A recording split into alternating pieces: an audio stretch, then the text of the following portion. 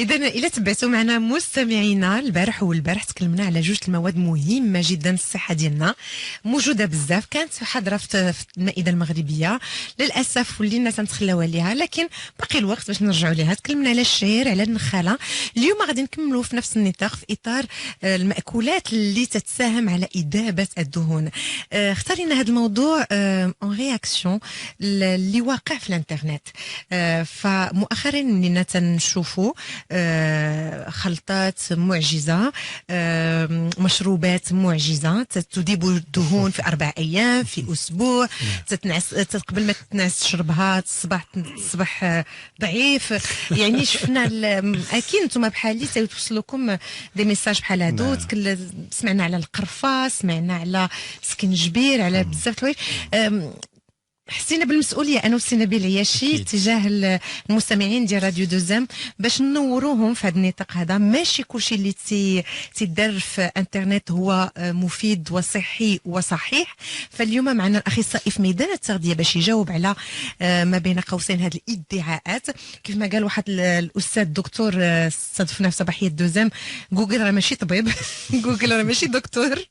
فما عرفتش واش سينابيل العياشي غادي ياكد هذه المعلومه ولا لا. صح. هو الغريب في الامر، وغير مؤخرا دي واحد يومين ولا 3 ايام وصلتني واحد في الواتساب واحد تصويره فيها شرب الماء المغلى، وفيها واحد هي بالزرق. غنهضر عليها باش الناس اللي وصلتهم هذه ليماج ما يبقاوش ينشروها، لان بعض الاحيان تنشروا بعض الامور اللي بحسن نيه ولكن راه تقدر تخلق مشاكل. فيها لا بان شرب الماء المغلى يعالج سرطان ويعالج داء السكري ويعالج امراض الكلى وامراض الكبد ويذيب الشحمه. تيذوب الشحمه دابا الماء سخون تيذوب الشحمه على الريق. حتى انا دي وصلتني. الوغ هذيك تذوب الشحمه، حيت دابا ملي غنشرب ماء سخون راه ما غيبقاش سخون. غنشرب ماء سخون غيوصل المعده ضروري خصو يولي في 37 درجه عادي يدوز.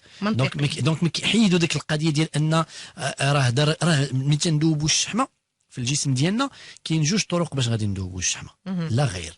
كاين بالمكونات الغذائيه اللي غادي نشوفوا اشنو هي، هذه النقطه الاولى، او لا بالحركه، برفع من درجه حراره الجسم عن طريق الحركه، لان هذيك الحركه اللي غتخلينا ندوبوا هذيك الشحمه. فالموضوع ديالنا هو الشحمه على مستوى البطن، والاغلبيه ديال الناس يعانيوا من هذا المشكل هذا. غير هنا كاين جوج، كاين المنطقه العليا ديال البطن، وكاين لو باد فونتر يعني المنطقه السفلى ديال البطن. كاين جوج ديال المناطق. هنا كاين اللي تلقى عنده تعيطوا ليه الجوف. نعم، كاين تلقى عنده الكرش خارجه. الوغ هاد الكرش خارجه اشنو السبب ديالها؟ بكل بساطه الا ما كانتش هناك حاله مرضيه، الكرش خارجه تتعطينا فكره على ماشي غير النظام الغذائي، كيفاش هذا السيد عايش، ليجين دو في كامله، ليجين دو في كامله، النمط العيش ديال هذا السيد. اشنو تيعني؟ ان هذا السيد هذا اولا ما تياكلش مزيان، انه ما تيتحركش مزيان. كاين اللي تيبدا تيتحرك تيدير واحد الشهر ديال الرياضه وتيقول لك انا هذا الشيء ما عطانيش نتيجه، اولا تقدر يدير الرياضه وتزادو صحيح تزاد الكرش تزيد تخرج. علاش؟ لانه ما تيعرفش كيفاش يتعامل معها. فهاد المساله ديال ازاله الكرش بطبيعه الحال نقدروا نعاونوا بعض الوصفات، نقدروا نعاونوا بعض العصائر، نقدروا نعاودوا بعض الاغذيه، ولكن ماشي حاجه وحده هي اللي غادي تعطيني النتيجه، والنتيجه تكون سحريه وفي يومين ولا 3 ايام. هذا خطا، لان ازاله البطن في 4 أيام من غير الا كان شي موس كبير احنا اللي خدينا معك كدرس وكدروس سي نبيل العياشي هي الالياف الغذائيه، هي نعم. اللي تتعاوننا على اننا نتخلصوا صح. من الدهون. نعم. النخاله نعم. نصحتي بها قبل العيد الكبير، نشربوا غير معلقه ديال النخاله نعم. بالماء ولا نعم. هكذاك ناخذوها قبل الدهنيات، تتساعد. التفاح كذلك نعم. تساعد. ما عرفتش مثلا القرفه اللي تيديروها هنايا، واش القرفه يوميا كل نهار في الليل تشربها مع العسل، واش بصح تحيد لنا الدهون؟ الوغ شوف، ظهور الشحمه على مستوى البطن السبب الاول ديالها راه ماشي هي الإدام، السبب الاول ديالها هما السكريات. هذه النقطه باش خصنا نفهموها. علاش؟ لان تناول السكر بشكل متداوم طيله اليوم، من تنهضر على السكر عفوا، ربما بطريقه مباشره او لا بطريقه غير مباشره. تنكون فطرت الصباح كليت شي حاجه عاوتاني فيها السكريات مع 10، عاوتاني كليت السكريات مع 12، عاوتاني غناكل السكريات مع 4، عاوتاني مع 6، عاوتاني بالليل. حيت كاين اللي تيجي الليل وتيضرب. تيقيني سميره، جات عندي السيده تاكل 2 كيلو د المندرين بالليل.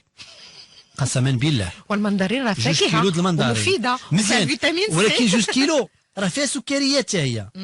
راه حيت ملي تنسمعوا بالنسبه لها هي تاكل شي حاجه طبيعيه. هذا هو المشكل. حنا ملي تنهضروا على الفوائد ديال الفاكهه، الفاكهه حتى هي راه فيها سكريات، صحيح. وبالتالي الاكثار من تناول السكريات بالليل وعدم الهضم ديالها يؤدي الى زياده في الوزن، كذلك يؤدي الى سمنه.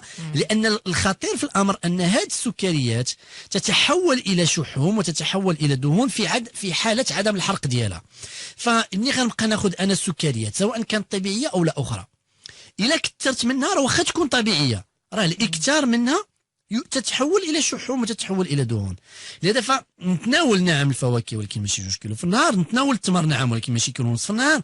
سي فري كاين اللي تيجي بقبالته واحد الزلافه كبيره معمره بالفواكه وتيبقى ياكل، تيقول لك تناكل غير الفواكه. نعم تناكل لي فخوي وخا بالليل مع 12 الليل ولا مع 11 الليل هي صحيح ان اللهم لي فخوي ولا حاجه اخرى، ولكن هذا ما تعنيش اننا غناخذوا فيهم شحال ما بغينا. فهذيك الشحمه اللي تتجمع على مستوى البطن، قلت ان السبب الاول والمباشر ديالها شنو هما هذوك السكريات. الاكثار من تناول السكريات، من بعد تجي الاكثار من تناول الدهنيات كذلك. النقطه الثالثه في السبب المباشر ديالها عدم الحرق ديال هذيك الشحوم على مستوى البطن. من بعد ملي تتكون عندنا الشحمه تولي عندنا كيفاش نحيدوها، كيفاش نحيدوا هذه الشحمه. وهنا تولي الشغل الشاغل ديال الناس، وخصوصا الناس كاين كذلك شرب المشروبات الكحوليه، لان المشروبات الكحوليه فيها سعرات حراريه كثيره، والشرب ديال المشروبات الكحوليه كذلك يؤدي الى ظهور هذيك الشحمه على مستوى البطن. فاول شيء تيخصنا نقوموا به هو اننا نقادوا النظام الغذائي ديالنا، ولكن ماشي بوحدو. انا تنقول ان من المستحيل ان النظام الغذائي بوحدو يعطي نتيجه، ضروري بالموازاه مع الحركه. الوغ هنا ملي تنهضروا على الحركه، هذا ما تيعنيش انني ضروري خصني نمشي نتقيد في القاعه وضروري خصني نلبس. راه يمكن لي ندير 40 دقيقه ديال لا مارش في اليوم كافيه. او لا عندي الفيلو في الدار يمكن لي ندير 40 دقيقه ديال الفيلو. الا ما عنديش ما قدرش نخرج نديرها غير في البيت غير في الدار. علاش؟ لان بهذيك 40 دقيقه، ولكن هنا خصني نرد البال، لان شحال من واحد تيدير الرياضه ومن بعد الرياضه تياكل اكثر من داكشي اللي كان مولف تياكل. يا صحيح. علاش؟ نفسيا تقول لك وصافي انا درت الرياضه ما عنديش مشكل. لا، هنا خطا. فخصني نحافظ نقاد النظام الغذائي ديالي، ولكن بلا ما نزيد حتى شي حاجه بالموازاه مع هذا ملي نكون تندير الرياضه. يعني ماشي غندير الرياضه وغادي نجي وغنتناول امور لان ما كانش عندي العاده انني نتناولها، فهنا غادي نزيد سازيد الطينه بله. واخا سي نبيل عياش، الله يخليك جاوبني على السؤال ديال القرفه والعسل، لانها راه ظاهره دايره بوم. غتسمحوا لي على ليكسبرسيون في الانترنت. خذوا العسل والقرفه مشروب في الليل كل ليله وغادي تفقدوا حتى 4 كيلو في السيمانه. شتي الا ما تمشاش، الا ما حيدتش المقليات ونقص من السكريات، والله لا حيدت غرام. انا نجيك من الاخر. وماشي ما كاينش خطر في اكل القرفه كل نهار. بطبيعه الحال كاين خطر. راه حنا ملي تحدثنا على القرفه قلنا تناول معلقه كبيره د القرفه لمده 40 يوم راه قصور كلوي. يلا المشكله بالنسبه للكلي. الزنجبيل كذلك راه حنا تحدثنا عليه. فالناس خاص حيت المشكل لا سميره، المشكل هو ان الناس تيقلبوا على الحل السريع. انا تنقولها لكم، ما كاينش الحل السريع ما كاينش. كاين لا نكونوا واضحين. الحل السريع هو انني نقاد راسي، هو لان شنو فيها الا خسرت على راسي واحد الشهرين ولا 3 شهور ولا 4 شهور، واش راسي ما يستاهلوش؟ راه راسي تيستاهل 4 شهور، تيستاهل 3 شهور، وتيستاهل حتى عام. فمنين تنجيو تنقولوا لا انا خاصني نطيح هذيك، حيت شنو تيوقع للشخص؟ شهر تيتيستي هذيك ديال القرفه والعسل، ما تعطيش نتيجه، من بعد تيدوز الحامض والمدافي ما تعطيش نتيجه، من بعد غيدوز الزنجبيل وما تعطيش نتيجه، من بعد غيدوز لي شو ما وتبقى غادي في ديك الدوامه تتلقى داز 3 شهور 4 شهور. كون تبع هذاك النظام الاخر كون عطاه نتيجه. فالاكثار من التناول ديال الاغذيه، حيت هذيك الشحمه بعدا على مستوى البطن باش الناس يفهموا الخطوره ديالها، راه ماشي غير سوغ لو بلون استيتيك، راه حتى حيت هذيك الشحمه على مستوى البطن جميع السموم المتراكمه تتجمع تماك. بحال العش ديال السموم. شوف بحال الزغبه في العجينه، راه ما يمكنلكش تحيد الزغبه بلا ما تحيد الطريف من العجينه. نفس الشيء هذيك الشحمه السموم كلها تتجتمع تماك. باش تحيد هذوك السموم خصك تحيد هذيك الشحمه، باش تحيد هذيك الشحمه خصك تاكل مزيان ودير الحركه. دونك تيولي الشخص ما تينعش مزيان، تيولي الشخص عنده مشاكل على مستوى الهضم ديالو، لان هذيك الشحمه تتخلق مشاكل على مستوى الامعاء وعلى مستوى الكبد وعلى مستوى المعده. وهنا تنوليو في واحد الحلقه مفرغه اللي هي كبيره بزاف. لهذا فما نستهنوش بها، هي مسألة اللي هي خطيرة ومسألة اللي هي سهلة أننا نحيدوها. من بعد طبيعة الحال تتبقى ما يعرف تنسميوها لا فينيسيون بالنسبة للناس اللي تيقلبوا على واحد لو ريزولتا اللي تكون بارفي. هنا تندوزو للحركات، تندوزو ما يعرف بالحركات ديال لي زابدومينو اللي بطبيعه الحال انا تنهضر بالنسبه للناس اللي تيقلبوا انهم يتراسوا الى اخره. اما غير باش نحيدوها فانا في هذه الحاله تقول سهله السي نبيل العياشي، ربما انك ما جربتيش انك تحيدها. سهله كيفاش؟ اعطينا شي حاجه عمليه، يوم مثالي او اسبوع مثالي ولا شهر مثالي، شنو خاصنا ندير؟ نعطيك يوم مثالي. غنفطر بالخبز زيت البلديه اتاي، هذه ما تناقشوهاش. خبز كامل طبعا. خبز كامل. غناخذ معنا 10 تفاحه ولا جوج. غنجي للغدا.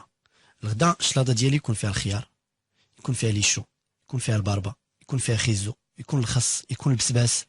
هذه كلها اغذيه تساهم. طبعا لك ناخذ الفواكه ناكلهم قبل. احنا خدينا التفاح مع العشره صافي بركه. هنا غناخذ الشلاضه. غناخذ مثلا الخبز او العدس او اللوبيا او البصاره او الرز او اللحم، ماشي ضروري يكون كل نهار. غنجي للعشيه مثلا واحد ساعتين ولا 3 سوايع من بعد الغدا، غنقدر ناخذ مثلا عاوتاني واحد جوج تفاحات. علاش نركز على التفاح؟ لانه هو كثير لان اصلا تسدد اللمجه او ما يسمى بالكوتي.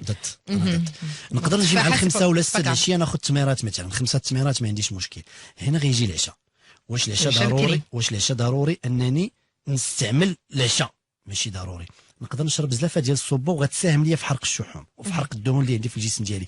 بطبيعه الحال كاين هناك بعض والحركات 30 دقيقه في النهار طبعا. كاين بعض لي غرين، بعض الحبوب تساهم بنسبه 0.001%.